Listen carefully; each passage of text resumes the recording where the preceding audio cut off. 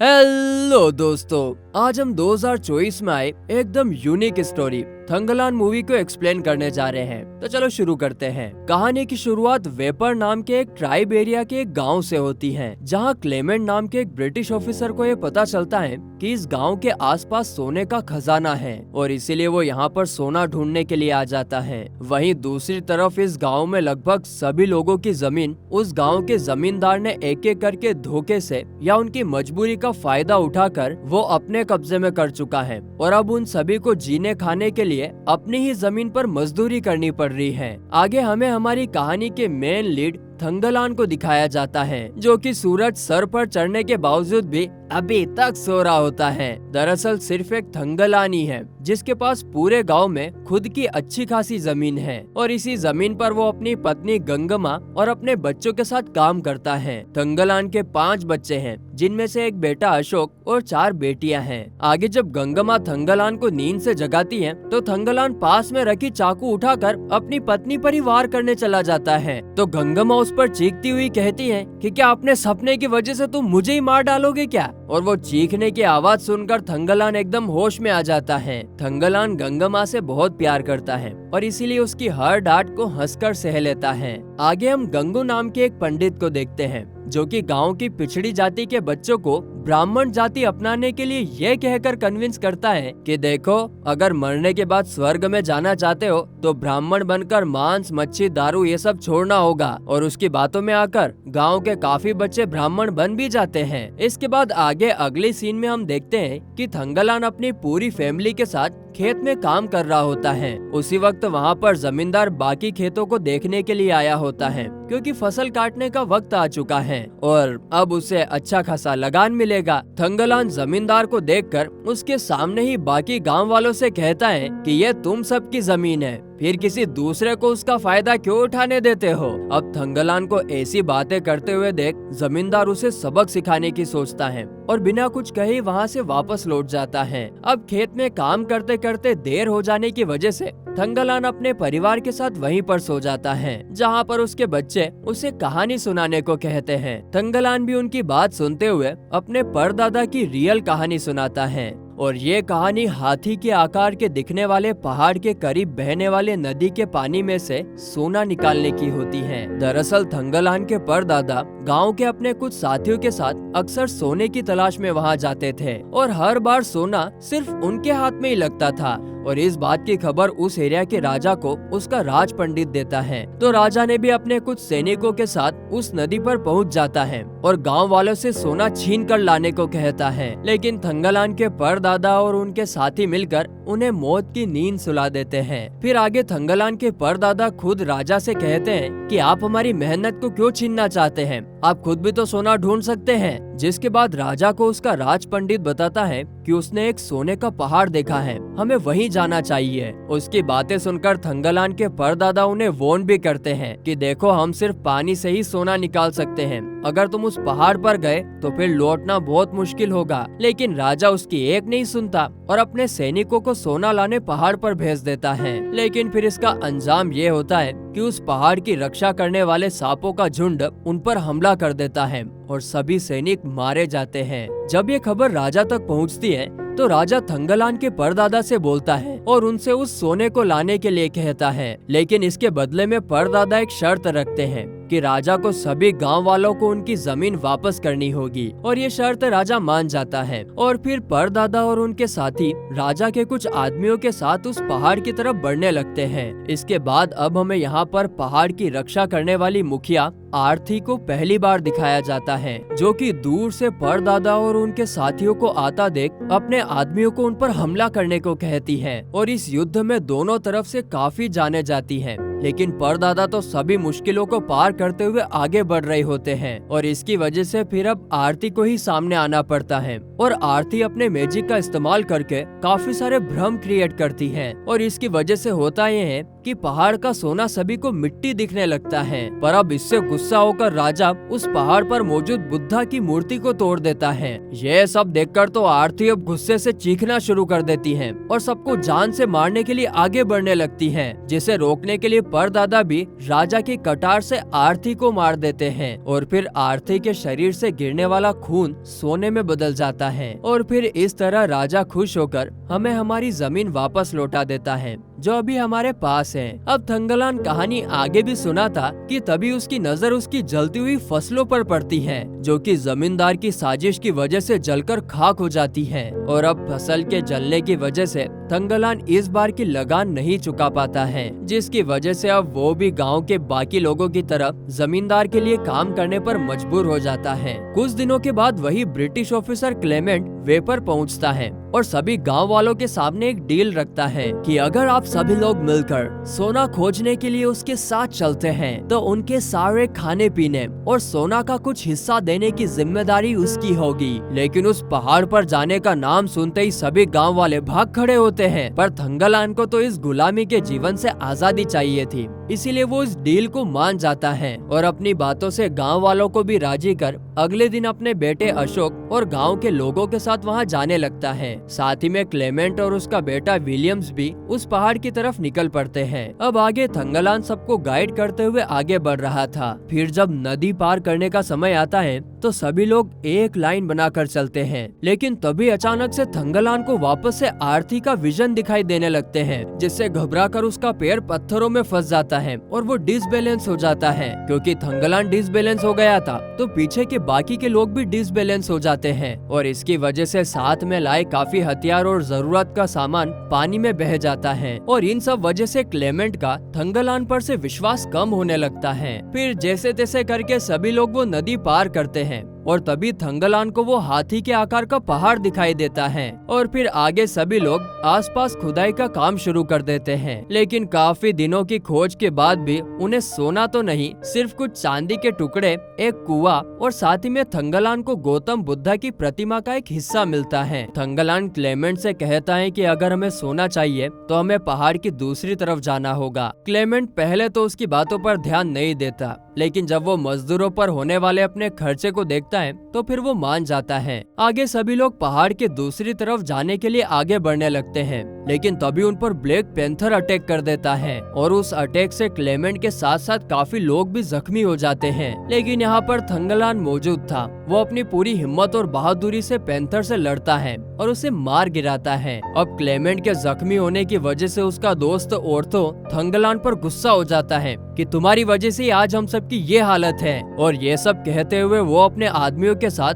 थंगलान को चारों तरफ से घेर कर अपने गन पॉइंट पर रख देता है। गोली चलने की वजह से अशोक डर कर भागने लगता है, जिसे मारने के लिए ओर्थो उसके पीछे और ओर्थो के पीछे थंगलान अशोक को बचाने के लिए। ये सारी चीजें होते हुए दूर पहाड़ पर खड़ी एक औरत देख रही होती है, जो कि दिखने में बिल्कुल आरती की तरह ही होती है। आगे हम देखते हैं कि अशोक को भागते हुए गौतम बुद्धा की प्रतिमा का और भाग भी मिल जाता है, जिसे वो अपने पिता थंगलान को दिखाता है। लेकिन तभी अचानक से उस औरत ने अपने मैजिक का इस्तेमाल करके वहाँ पर धुआं धुआं कर दिया था और साथ ही में वो अपने आदमियों के साथ थंगलान और उसके साथियों पर वार करना शुरू कर देती है। इधर थंगलान को तो बार बार उस औरत में आरती के विजन आ रहे होते हैं। तभी अचानक से एकदम से थंगलान के अंदर उसके परदादा की रूह आ जाती है, जो कि एक बार फिर आरती को घायल करके उसे वहाँ से भागने पर मजबूर कर देती है। आगे फिर थंगलान और उसके साथी सोना लेकर अड्डे पर वापस पहुँच जाते हैं और खुशी में सब जश्न मनाते हैं। लेकिन उसी रात अचानक से हुई बारिश की बिजली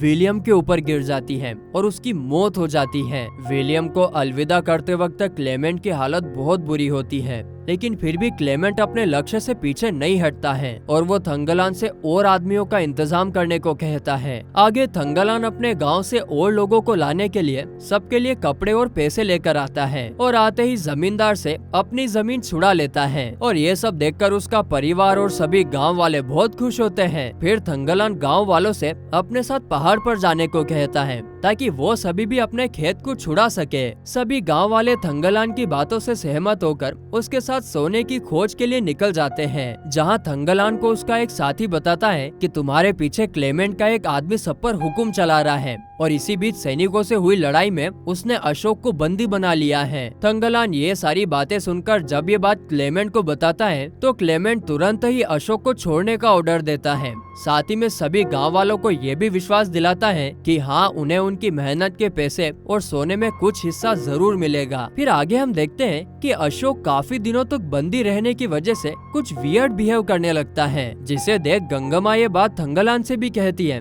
लेकिन थंगलान उस बात पर ज्यादा ध्यान नहीं देता है। उसी रात अशोक खुद से ही कुछ बातें कर रहा होता है, वो भी किसी दूसरी भाषा में। ऐसा लग रहा था मानो उसके अंदर आरती की आत्मा आ गई हो, जो चीख चीख कर सबको यहाँ से जाने के लिए कह रही थी। फिर अगले दिन से सभी लोग काम पर लग जाते हैं, पर कई दिनों की खुदाई के बावजूद भी कोई सोना हाथ नहीं लगता है। यहाँ पर तो सिर्फ क्लेमेंट के पैसे ही पैसे खर्च हो रहे थे, जो वो अपने वादे के अकॉर्डिंग गांव वालों को मजदूरी में दे रहा था। आगे एक दिन अचानक से क्लेमेंट को एक सोने की तरह चमकता हुआ पहाड़ दिखाई देता है, जिसकी तरफ जब वो आगे बढ़ता है तो उसमें से एक सांप निकलकर क्लेमेंट को काट लेता है। वो तो थंगलान सही समय पर आकर क्लेमेंट की तो जान बचा लेता है, लेकिन उसके बाद काफी सारे सांप बाकी लोगों को भी डसने लगते हैं और इसमें थंगलान की छोटी बेटी की भी मौत हो जाती है। और इससे दुखी होकर अगले 3 दिनों तक कोई काम नहीं करता है। अब 3 दिनों तक किसी ने काम नहीं किया तो क्लेमेंट का एक साथी उसे गांव वालों के खिलाफ करते हुए कहता है कि आप इन सालों को समय पर मजदूरी देते हैं, खाने पीने का सामान देते हैं, कुछ कहते भी नहीं, इसलिए ये लोग आज 3 दिनों से बैठकर खा रहे हैं। दरअसल आपको अब इनसे काम निकलवाने के लिए उनके सामने एक शर्त रखनी चाहिए कि इनको खाना तभी मिलेगा जब ये सोना ढूंढ कर लाएंगे। क्लेमेंट भी उस साथी की बातों में आ जाता है और अगले दिन सबके सामने ये शर्त रख देता है और इसका नतीजा ये होता है कि सभी गांव वाले भूख प्यास से बेहाल, थके हारे होने की वजह से अच्छे से काम नहीं कर पाते और फिर धीरे धीरे सारे गांव वाले एकजुट होकर अपने घर लौटने का फैसला करते हैं। थंगलान ये सब देखकर उन्हें रोकने की बहुत कोशिश करता है और कहता है कि देखो, अगर हम सब मिलकर उस पहाड़ के चारों तरफ आग लगा दे तो मुझे पूरा यकीन है कि हमें सोना जरूर मिलेगा, लेकिन तब भी कोई उसकी नहीं सुनता है। और तभी हम देखते हैं कि क्लेमेंट अपने सैनिकों के साथ आकर सब लोगों को अपने गन पॉइंट पर रखकर चुपचाप वहाँ पर रुकने और खुदाई करने को कहता है और जो भी उसकी बात मानने से इनकार करे उसे जान से मारने की धमकी देता है। फिर तो सभी लोगों को मजबूरी में वहाँ रुकना पड़ता है और सब एक भैंस को मारकर खाने की अपनी भूख मिटानी पड़ती है। आगे सभी फिर से अपने काम में जुट जाते हैं और थंगलान के कहे मुताबिक पहाड़ के चारों तरफ लकड़ियां सजाने लगते हैं। वहीं दूसरी ओर उस पहाड़ की रक्षा करने वाले आरती के साथी भी उन्हें रोकने की तैयारियों में लगे होते हैं। थंगलान पहाड़ के चारों तरफ आग लगा देता है और उसके साथी पहाड़ को तोड़ने का काम शुरू कर देते हैं। पर तभी पहाड़ पर खड़ी आरती जोर से चीखकर थंगलान से कहती है कि तुम ये सब करके अपने और अपने गाँव वालों का विनाश कर रहे हो। पहाड़ तोड़ते वक्त अचानक से एक गहरा गड्ढा बन जाता है जिसमें काफी लोग गिरकर अपनी जान से हाथ धो बैठते हैं। बचे हुए लोग आगे बढ़ते हैं और वहाँ उन्हें काफी सारा सोना दिखाई देता है और उसमें से कुछ सोना लेकर गांव का एक जोड़ा वापस जाने लगता है, जिसे क्लेमेंट का एक आदमी रोक लेता है। लेकिन वो लोग उसकी बात नहीं मानते और आगे बढ़ते हैं तो क्लेमेंट उन्हें शूट कर देता है और कहता है कि ये सारा सोना मेरा है, मैं किसी और को इसे हाथ भी नहीं लगाने दूंगा। तभी वहाँ थंगलान आता है और कहता है कि ये कोई सोना नहीं है बल्कि आरती का मैजिक है, जिसने मिट्टी को सोने में बदल दिया है। इतने में आरती भी अपने साथियों के साथ वहाँ पहुँच जाती है और अपने मैजिक से सबको चौंका देती है, जैसे वहाँ पर कभी दिन कर देती है, कभी रात कर देती है और भी बहुत कुछ। आरती थंगलान से कहती है कि तुम्हें ये सब नहीं करना चाहिए था, क्योंकि बाद में तुम्हें ही सिर्फ पछतावा होने वाला है। लेकिन थंगलान उसकी एक नहीं सुनता और फिर दोनों साइड से लड़ाई शुरू हो जाती है और लड़ाई के बीच में ही थंगलान को कुछ विजन दिखने लगते हैं जो कि उसके पूर्वजों के थे। दरअसल ये विजन एक जोड़े आर्यन और आरती के ही होते हैं, जो कि इसी जगह पर बड़ी हंसी खुशी अपने साथियों के साथ घर बनाकर रहा करते थे और वो जिस जमीन पर रहते थे उसके नीचे काफी सोना दफन था। और इस बात का पता कुछ लोगों को लग जाता है जो कि उस सोने को ढूंढते हुए इनके पास आ जाते हैं, जहाँ पर आर्यन और उसका साथी पूरी हिम्मत से उनका सामना करते हैं और अपनी धरोहर को बचाने की कोशिश भी करते हैं, लेकिन इसमें वो नाकामयाब रहते हैं और आर्यन को बंदी बना लिया जाता है और फिर उसी से सोना खोज कर लाने को कहा जाता है। क्योंकि सिर्फ आर्यन का परिवार ही उस सोने को खोज कर ला सकता था। लेकिन ये विजन और ये कहानी यहीं पर खत्म नहीं होती है, बल्कि आर्यन के बाद उसका और आरती का बेटा, फिर उसका बेटा, फिर उसका बेटा, यही प्रथा सालों से चली आ रही है। यानी कि थंगलान के परदादा कोई आम इंसान नहीं बल्कि आर्यन के वंशज थे। और थंगलान भी इस विजन को देखकर तो मानो थंगलान की आंखें खुल जाती हैं। उसे तो असल में आरती का साथ देकर उस सोने को प्रोटेक्ट करना चाहिए था, ना कि उसे क्लेमेंट का साथ देना था। तभी हम देखते हैं कि इतने में क्लेमेंट वहां आकर आरती पर हमला कर देता है, जो देखकर थंगलान खुद को रोक नहीं पाता है और वो क्लेमेंट को जान से मार देता है। और फिर थंगलान आरती को मरता हुआ देखकर उससे माफी भी मांगता है और आगे उससे उस पहाड़ से कुछ सोना अपने और अपने गांव वालों की भलाई के लिए ले जाने की इजाजत मांगता है। साथ ही में वो ये भी वादा करता है कि आज से वो इस पहाड़ की रक्षा करने की जिम्मेदारी अपने ऊपर लेता है। आरती थंगलान की ये सारी बातें सुनकर उसे कुछ सोना अपने साथ ले जाने की इजाजत दे देती है, जिससे कि सभी गांव वाले अपनी जमीन जमींदार से छुड़ाकर चैन की सांस ले सके। और फिर मूवी के एंड में हम देखते हैं कि थंगलान और गांव वाले घर की तरफ जा ही रहे होते हैं कि तभी उन्हें कुछ ब्रिटिश आर्मी उस पहाड़ की तरफ आती हुई नजर आती है। थंगलान और सभी गांव वाले ये देखकर एक साथ आ जाते हैं और अपनी पूरी हिम्मत के साथ आरती को किए वादे को निभाने के लिए उनका सामना करने को तैयार हो जाते हैं। और बस इसी के साथ इस मूवी का दी एंड हो जाता है।